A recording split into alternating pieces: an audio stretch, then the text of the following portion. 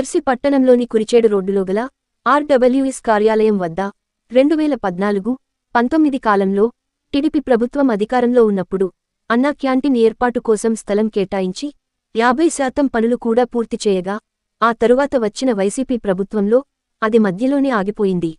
మరలా ఇప్పుడు TDP Janasena BJP కూటమి అధికారంలోకి రావడంతో దాన్ని పూర్తి చేసే దిశగా దర్శి కూటమి అభ్యర్థి డాక్టర్ గొట్టిపాటి లక్ష్మి మంగళవారం అన్నా క్యాంటీన్ నిర్మాణాన్ని పరిశీలించారు. ఈ సందర్భంగా ఆమె మాట్లాడుతూ దర్శిలో అన్నా క్యాంటీన్ ద్వారా త్వరలో కేవలం ₹5కే పేదలకు కడుపునిండా భోజనం అందించటం జరుగుతుందని అన్నారు. భవన నిర్మాణం పూర్తి స్థాయిలో త్వరగా పూర్తి చేయాలని దర్శి మున్సిపల్ కమిషనర్ మహేష్కి ఆమె తగు సూచనలు చేశారు. ఆమె వెంట దర్శి మున్సిపల్ చైర్మన్ నారపుశెట్టి పిచ్చయ్య, కౌన్సిలర్లు, కూటమి నాయకులు, కార్యకర్తలు పాల్గొన్నారు.